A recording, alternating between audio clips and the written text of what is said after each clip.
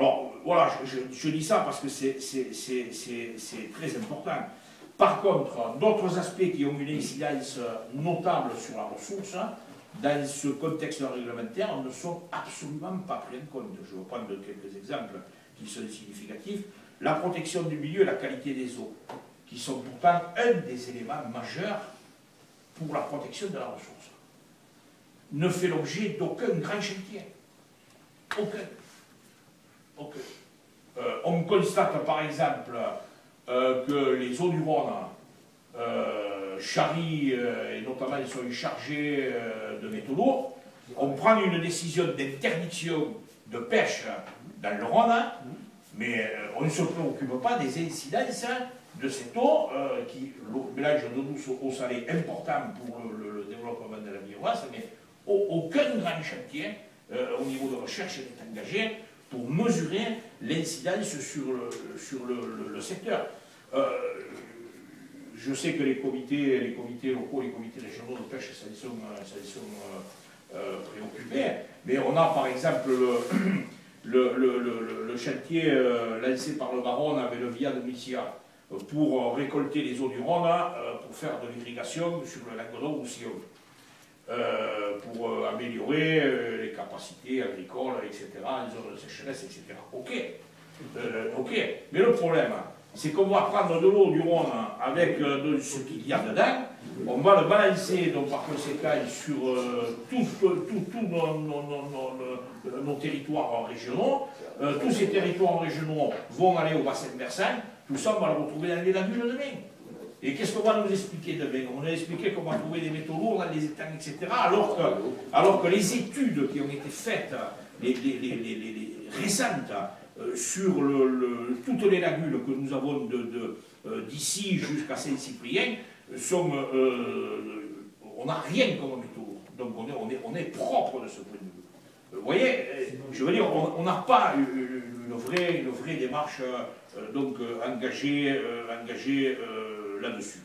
Il y a un autre volet qui n'est absolument pas traité par ce contexte réglementaire de ces 30 dernières années, c'est tout ce qui touche à la commercialisation.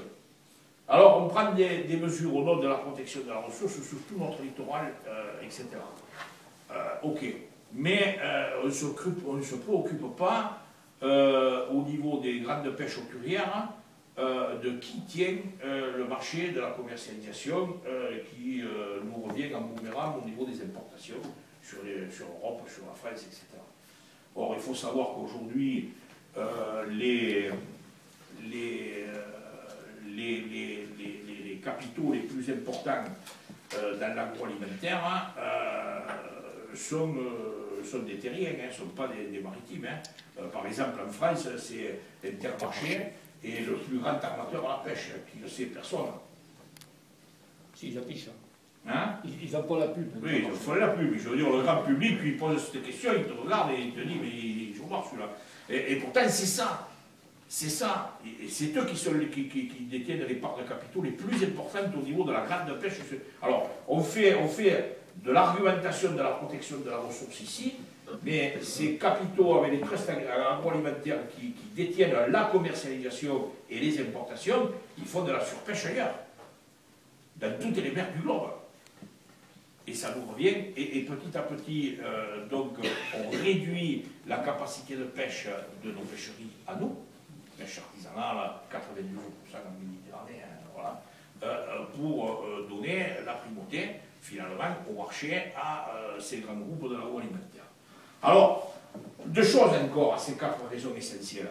D'abord, parce que ce ne sont pas, ce que je viens de rappeler, ce n'est pas des choix techniques, c'est des choix politiques qui ont été pensés, décidés par des États, à l'échelon européen, on dit souvent la Commission européenne, mais la Commission européenne, elle est au service de ceux qui sont honnêtes. Voilà. Je voudrais ajouter deux choses, c'est que depuis 10 ans, ceux qui sont en place aujourd'hui, le Sarko d'avant et le Sarko d'après, avec ces équipes, ils ont tout promis de ce point de vue. Et ils ont rien tenu. Pendant la campagne électorale de 2007, le candidat Sarkozy, il a parce que je l'ai noté, parce que c'est important de garder les archives. Il a annoncé qu'il y aurait un ministère en charge de la mer, un ministère fort.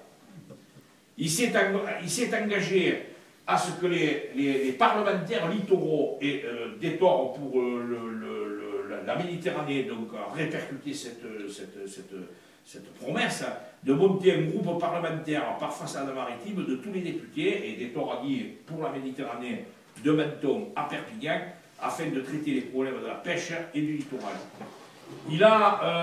Sarkozy a assuré que la France prenant la présidence de l'Union européenne dès son élection en 2007, il placerait les questions de la Méditerranée au cœur du débat, etc. etc. Alors, regardez le bilan aujourd'hui, de ce point de vue, il n'y a pas grand-chose à se mettre sous la main. Et 2012, cette année, la Commission européenne, estimant sans doute que les directives de ces dernières années ne sont pas encore allées assez loin, a inventé au travers de la politique européenne des pêches, de la PCP, la mesure que rappelait Daniel il y a un instant, avec la mise en place de ces quotas individuels, c'est-à-dire l'attribution de quotas individuels à chaque pêcheur. Je précise que le quota, c'est théorique, parce que le quota, il faut le pêcher après. Hein, donc, c'est-à-dire par avance, on détermine un quota individuel à chaque pêcheur, mais à la condition de la cessation d'activité derrière. À la condition de la cessation d'activité. Qu'est-ce que ça signifie concrètement? Ça signifie qu'on est en train de favoriser la concentration d'une manière rapide, au niveau des gros armements qui, eux, auront la possibilité, par conséquent, de racheter ces quotas à ceux qui sont plus en situation de fragilité, qui seront plus à même, en fonction de l'urgence, de dire, bon, devant les difficultés, moi je cesse mon activité, donc par conséquent, le quota passe à celui qui, etc. etc. Un seul exemple, parce que ça a été mis en pratique très vite déjà dans un certain nombre de pays. Par exemple, en Irlande, si je ne me trompe pas, en Irlande, la concentration fait qu'aujourd'hui, c'est un pays de pêcheurs, l'Irlande, sur le nord de l'Europe, vous avez 6 armements aujourd'hui qui détiennent tous les quotas de pêche. Voilà. Et de ce point de vue, on a aussi dans le nord de l'Europe, par exemple en Norvège et en Suède, etc., on s'aperçoit que ce sont des fonds de pension qui achètent les quotas de pêche,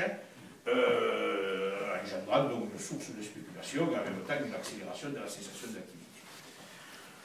Il n'y aura plus de régulation, mesurons bien ce que ça signifie, il n'y aura plus de régulation publique, une gestion publique des stocks.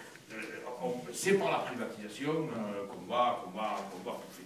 Alors bien évidemment, on est absolument en désaccord et on combat de telles mesures. Après, ce dont il faut réfléchir, c'est qu'est-ce qu'on peut avancer comme alternative, parce qu'il y a des alternatives. Parce qu'une fois qu'on a fait tout ce bilan, on a mis de se filer un coup de revolver, parce que dit, je ne le dis pas qu'en plaisantant, parce qu'aujourd'hui, l'état d'esprit de beaucoup de pêcheurs, c'est de dire on est cuit, il n'y a plus rien à faire.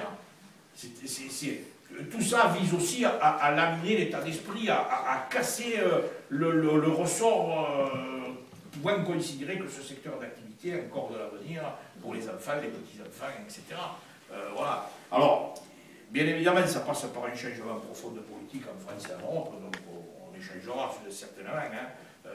Vous connaissez, et dans notre programme plus général, le programme partagé, nous développons donc une politique pour changer la donne en ce qui concerne casser la dictature des marchés financiers, le rôle de la banque, le nouveau rôle que nous souhaitons, nous, que la Banque européenne joue de ce point de vue, le fait que dans les politiques de l'Europe bleue, depuis 30 ans, il n'y a jamais eu un volet social.